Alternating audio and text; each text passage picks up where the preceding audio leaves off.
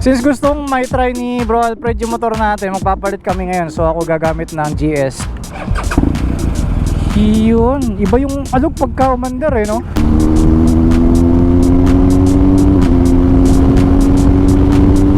Madali na naman na dito. Madali na naman na dito. Backride kita. Pwede, pwede. Ay, akadyo ako. Alam ko pati yung umaangkas, tumatayo din eh. Kaya mo ba yan? Ewan ko, ikaw nagyaya dito. Sabi ko sa inyo, maglakad na lang tayo eh. 1, 2, 3.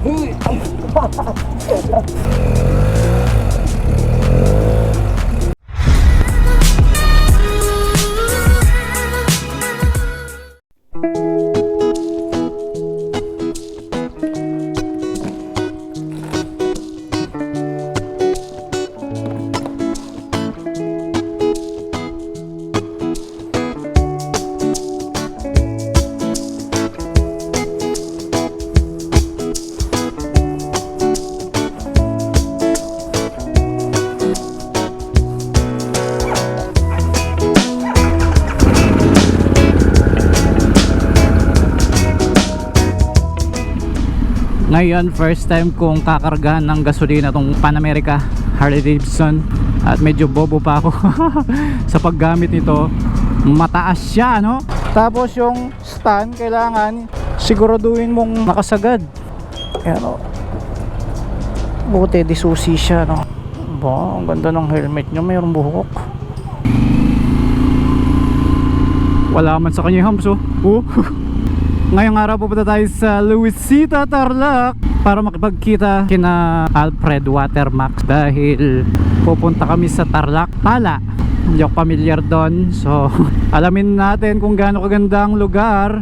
Ito nga palang bike na gamit natin ay galing sa Kokoman Bikes, and actually ito ay for sale dahil si Kokoman Bikes ay nagtitinda ng mga segunda manong big bikes.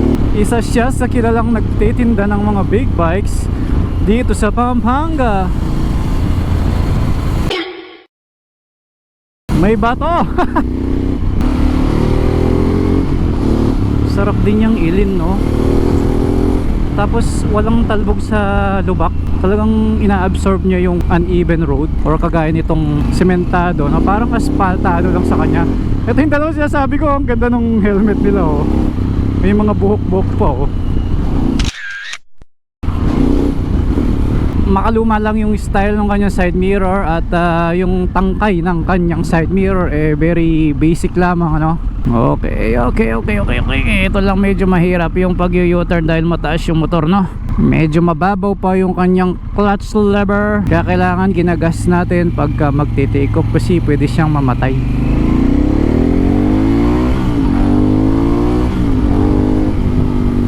Malakas-lakas din to.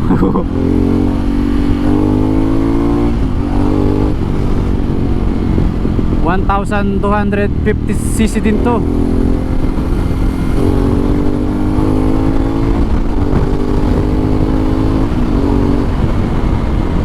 Pwede nga pala nating ibaba yung windshield, no? Adjustable naman siya kahit isang kamay lang. Ayun, oh, yeah. Diba? Okay lang itaas eh, kaso smoke siya eh. Baka maging sagabal siya sa camera, you know? May effect naman yung kanyang windshield kapag mabilis tinaas mo siya. Kahit maiksi lang yung windshield niya, mababawasan yung bangga ng hangin sa katawan tsaka sa ulo. Naku, ito yung delikado. May nakasabit na tarpaulin sa truck. Baka bumangga sa akin yan. Baka bumitaw siya. At saka hindi lang yun, yung mga naka garbage bag baka malaglag. Kailangan nating unahan. Sabihan mo yung tarpaulin.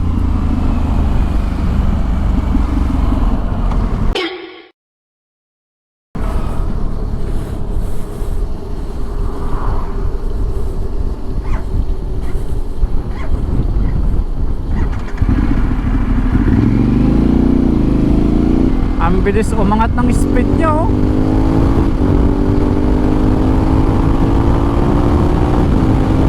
Ay, grabe. Ang lakas. Hindi ko lang masyado ramdam yung bilis niya dahil nga adventure bike, so hindi lahat ng hangin bumabangga sa katawan ko, no? Sa mga sanay yung magpatakbo ng mabilis, alam nila kahit di sila tumingin sa gauge na mabilis na yung takbo ng motor dahil dun sa hangin. Pero dito parang chill lang, nasa 170, chill pa rin. Dapat kasama si Box ngayon. Sa Maliko kami pupunta, di ba, nasabi ko last vlog. Kaya lang pareho kaming nagising ng 8:30. Kaya ang usapan 8:30 magkikita sa Clark. Tapos ang reply niya sa akin, PM kita pagbangon ko sa kama. So meaning nakahiga pa siya, di ba? So ako naman, sinamantala ko yung pagkakataon, natulog muna ako. Magpi-PM naman siya. Hindi siya nag-PM na tumayo siya, at nag-PM na lang siya nung nakabihis na. Kaya ako, napasarap yung tulog ko.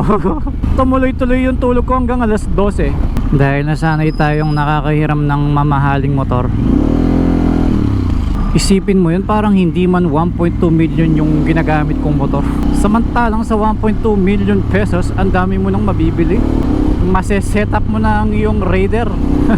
Kaya lang sa presyo niyang 1.2 million, wala pa siyang quick shifter. Kaya lang sa mga base model ng Ducati Multistrada V4, kahit nasa 1.6 million siya, wala rin siyang quick shifter eh. Although pwede siyang lagyan ang quick shifter system kagaya ng Multistrada ko dati. Maswerte lang ako na nakuha ko yun na naka quick shifter and auto blip na kaagad.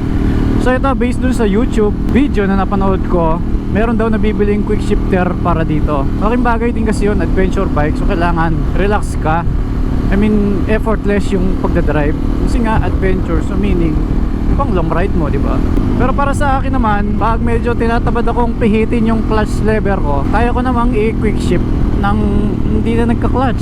Kagaya ngayon, bigyan ko kayo ng sample since walang masyadong tao dito. Ito, kumay ko, di ba? Mag-shift ako 4th gear, then shift tayo ng 5th gear.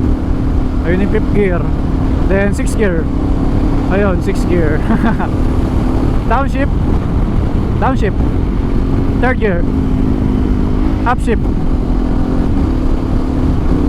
Oh, yun lang. Dito sa mga adventure bike, dahil may mga windshield sila, minsan gusto natin na bumabangga pa rin yung hangin sa atin kasi talagang nangyayari na sobrang init. Kahit na moving ka gamit itong adventure bike, naiinitan at pinagpapawisan ka pa rin. Gawa ng wala ngang hangin na bumabangga sa dibdib mo. Di ba yung mga jacket namin, mesh. Pagka na bangga ng hangin yung mesh, presko sa pakiramdam. Kaya lang gawa ng windshield, di ba? Wala na, blanco na. Kaya kung papansin niyo yung Ducati Pikes Peak na Multistrada, maliit na yung windshield. Tignan nyo yung bilis. Uy, 194.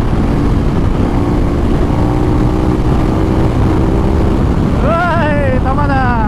Isipin mo ha, 2 cylinder pero grabe yung hataw niya. Nakakalimutan ko na rin yung pakiramdam ng paggamit ng GS1250 eh. Soon makakahiram din tayo ulit ng GS para makompare natin. Eto, pagka ginamit mo, may halong gigil pa rin siya. Gawa ng dama mo yung kanyang engine roar and yung tambucho niya. Kaya nakakagigil siya pagdating sa pag-twist ng throttle, no? Parang gusto mong gano'n, no? Parang galit na galit ka, gusto mong sagad. Sarap mag quick shift. Downshift. Downshift. Yun nga lang, hindi ko lang alam kung may load at hindi ko natanong yung card kung nandito. May load kaya to? Feeling ko wala, pambenta to eh. Siyempre pag pambenta, bakit mo ilo-load? Tapos ayaw lumabas ng ticket. Yari. Ayan, call a friend tayo. Ayaw yun, no? Low balance 126, patay. Naku, problema to. Kasi wala akong nakuha ticket dun eh. Na-read yung ating RFID. So pagdating sa cash, naku, patay ako nito. Wala akong mape-present na card. Baka singilin nila ako sa pinaka farthest toll gate. Mapa 400 ako. Yung speed ka mo. Kapag ka tumatakbo ka ng sandan dito sa T-Flex, or actually part pa to ng SCTEX, no? Parang ang bagal. Tapos yung linya sa gitna ng kalsada, dahil malalayo yung gap nila sa isa't sila, parang ang bagal ng dating. Pero kung tutuusin, ang bilis na nito kung nakatayo ka sa side. Then makikita mong dadaan kami ng tumatakbo ng sandan like ngayon. Ang bilis. Pero pagka ikaw ang nakasakay, Ewan ko, ba't ganun yung feeling? Parang 60. Palibasa, sobrang layo ng nilalakbay mo, no? Takbo ka ng 100 or sige, sabihin natin 80, nakaka-boring siya, no? Daming mga nag-ride. Mukhang nag-uumpisa na yung mga nagpa-practice mag-post Ironman, ah. Nakabest pa sila eh. Dito na ako sa Luisita Tollgate. Paano kaya ako makikiusap nito? Wala akong ticket. Galing ng Harley, pagka umihinto siya, bumababa yung suspension niya sa likod. Ayun na, the moment of truth. Nag-exit po ako sa Porac, kaso wala po akong ticket kasi na-read po yung ano. Ano pong gagawin na? Wala po akong card kasi iniram ko lang yung motor. Okay. Thank you. Sabi dun sa YouTube, itong bike, kusang nagka-cancel yung signal light niya. Totoo nga. Nag-cancel nga siyang kusa, ano? Paano kaya niya nasesensor? Siguro sa gyro. Sinabi ko kina Alfred sa SM City Tarlac magkikita. Mukhang hindi naman nila alam yung Motoking kung saan banda yan, no? But anyway, sa Motoking na ako magpa-park. Ay, hindi na pala Motoking ngayon, no? KWL nga pala. Sarado na nga pala yung Motoking, sorry. Ito lang yung nakakatakot eh, yung sa gilid ng daan, tas ang taas ng motor, maaapak ka sa uhukay. Minsan yung pagra-ride ng matataas na big bike, lakasan lang talaga ng loob eh, no? Pag matapang ka at may pambayad ka, nako, palag-palag.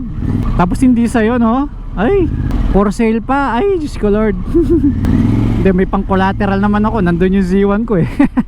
Ito yung KWL, Kaylee Wukok to. Makakatambay tayo ngayon dito. Side stand, medyo iga mo lang ng konti, tsaka mo gaganyanin. Right, so nandito na sina Alfred. Ang gamit nili is Kimco 400, pero yung late model. Tapos kasama din natin si Sean, naka Ninja 400, then si Bro Alfred, syempre yung pinaka paborito niyang GS adventure bike. So naka adventure bike din ako, hindi ako lugi ngayon. Isa lang yung lugi sa atin, si Sean. Gusto mong i-try? Para ma-review ko din. Ito. Yan. Dadaan lang kita kay John Mascareñas para magpa-picture lang daw. Sige, daan tayo doon. Doon lang naman talaga daan natin. Hindi pa kami nagkita eh. Bago pa tayo pumasok. Sige lang. Oo. Pagkas lang. Okay.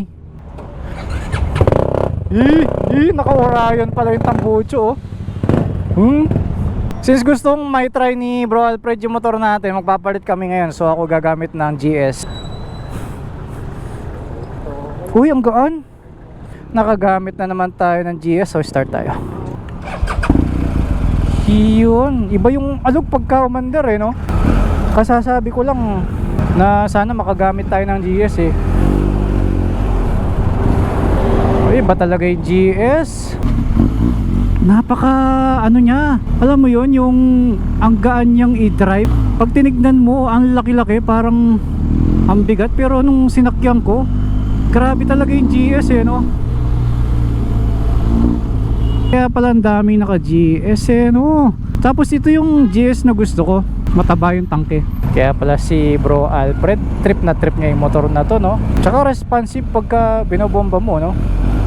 By the way, kumuha nga pala si Bro Alfred ng yung bagong GS na 1300cc. So kapag ka i-release na niya, ayun, sasamahan natin siya. Ang alam ko 10 lang yung marirelease na 1300 na GS ngayon sa Pilipinas. At lakas ni Alfred, siya yung isa sa nagkaroon, di ba? Malaki lang talaga yung GS, no? Pagdating sa traffic, alangan ka lang na pasingit-singit, no? Ang ganda ng suspension! Kung sa Harley Davidson kanina, naganda na ako sa suspension na parang asphalto yung concrete na kalsada. Ito, parang nasa dagat.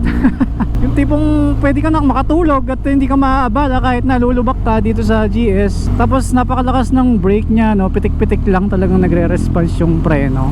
Ito na yung shop ni Mascareñas. Hoy, kumusta? Hey, pare kong Mascareñas nga pala. Sama ka sa amin. Ngayon lang to.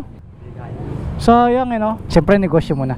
Pa-shoutout mo na yung kaibigan. Sige. Ronald Cayago. Nais kong batiin si Sir Colonel Ronald Cayago. Maraming salamat po sa suporta at lagi po kayong mag-ingat. God bless po. O paano, tuloy na kami. Salamat. Malay ko salam. Bye-bye.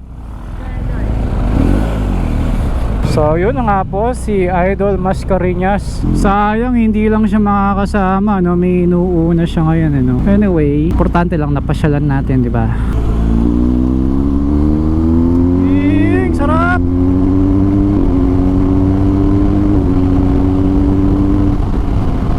Ang ganda pala dito guys. Another na-discovering magandang puntahan na naman. Magandang bike tapos maganda yung lugar. Perfect i-ride.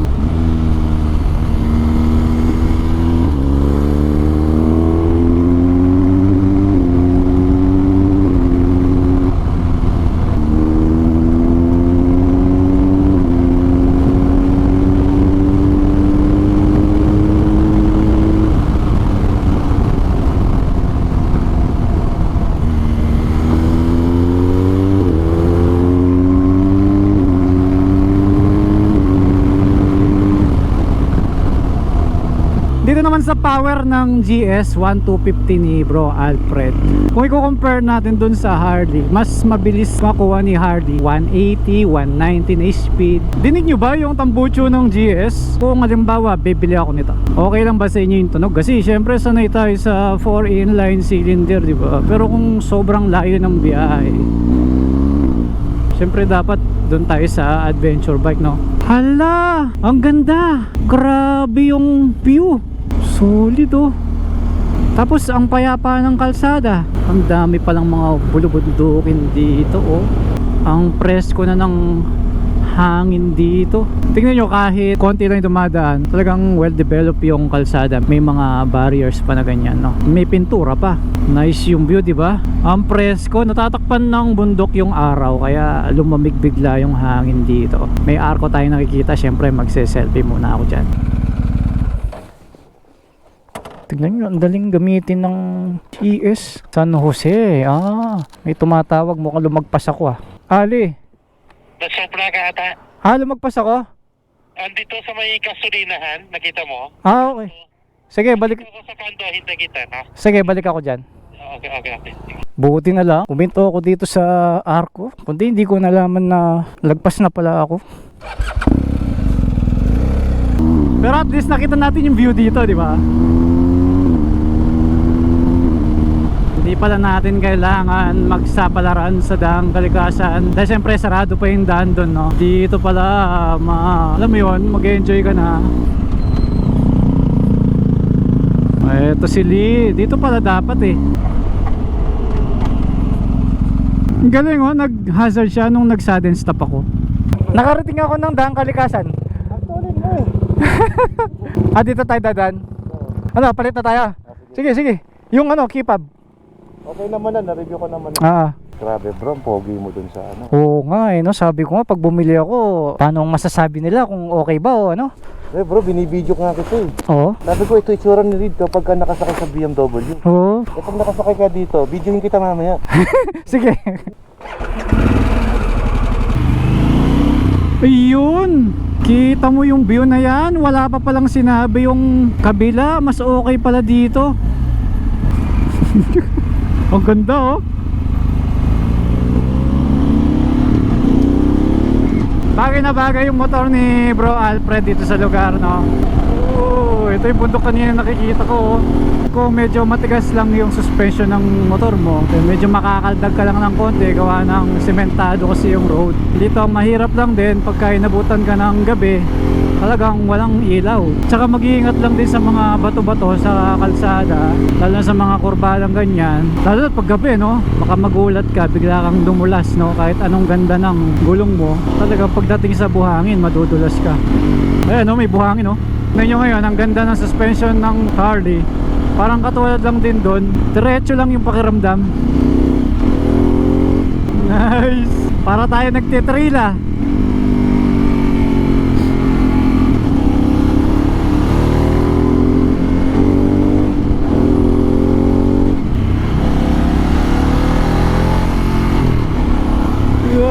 Nakaka-enjoy. Ang lamig ng hangin hanggang ngayon. Nice. Wow. Kaysa sa box nga naman ilagay niya sa gilid ng kanyang BM, mas maganda nga naman kung bag na lang. Dito, moto camping? Oo, kasi malamig dyan. Mabuhangin. Ayan ay nakakatakot. Medyo bago-bago lang yung kalsada na to ha. Papuntang Century 3. Ay, kahit ako kanina, ligaw ako eh. Balik tayo. O tara. Balik. Bakit ko na yung taas yan? Maganda yung view. Okay. Next na lang to. Gaano kaya kaganda yung sinasabi ni Bro Alfred? Tignan natin. Wala, patay! Ha? Yari ako dyan!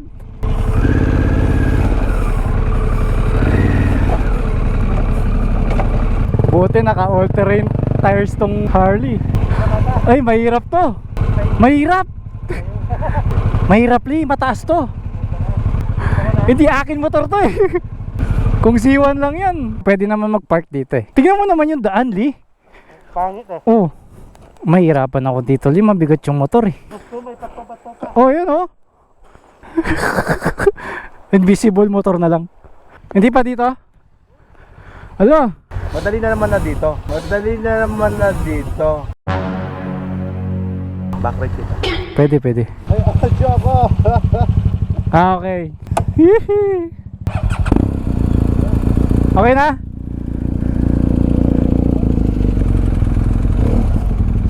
Okay. Madali ka naman bumalang ko, di ba? Let's go! Sarap oh. Alam ko pati yung umaangkas, tumatayo din eh. Uy, ano yan? Yan yung sinasabi mong river crossing. Paano ka tatawid dyan? Okay, tawid mo muna, sige. Kaya ko ba yan? Ewan ko, ikaw naghiya dito. Ginusto mo yan. Malalaki yung bato eh oh.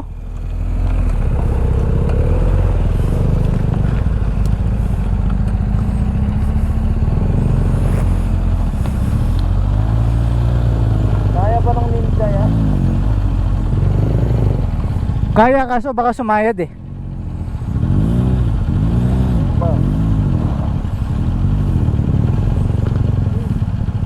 Ano bro? Sabi ko sa inyo, maglakad na lang tayo eh. Si Alfred nag-i-scam din ng ride eh, no?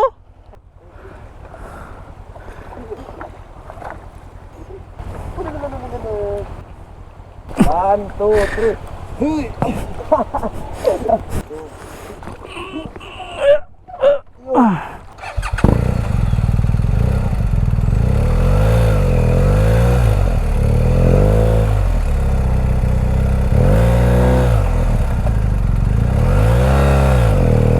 Kaya pala ganyan yung sapatos si bro, pang off-road.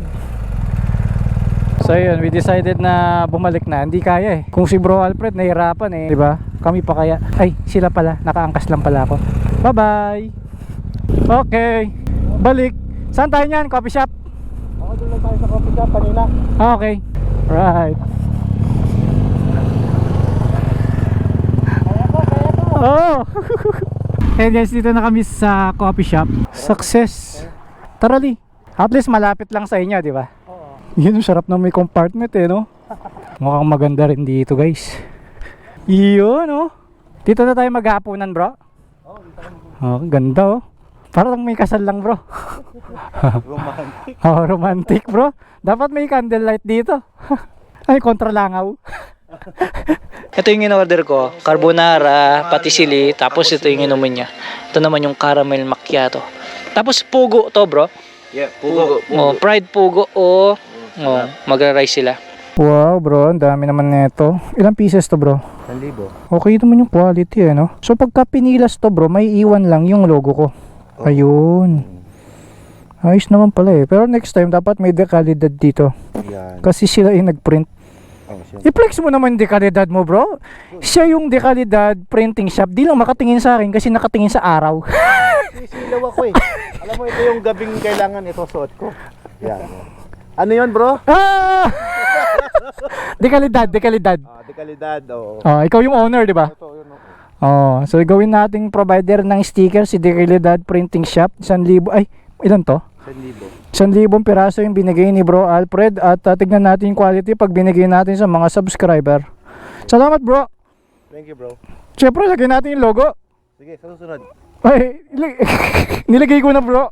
Ha? Nilagay ko na. Saan? Ay, naka-edit na, oh. Oo nga. Ganun mo, bro. I-flex mo. Dekalidad. Okay. Okay, uwi na si Lee. Yeah. Bye-bye.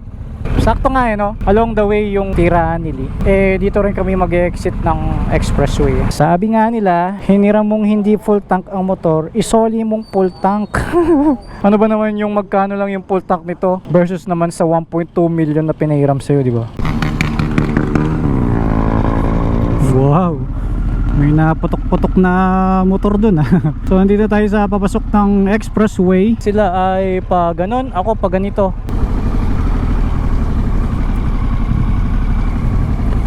Oh, sige. Diyan na lang kayo. Ingat, ingat. O, di ba? O, di lapit ng U-turnan nila. Kaso CLX yan. So, mahaba-haba pa yan eh. Ingat.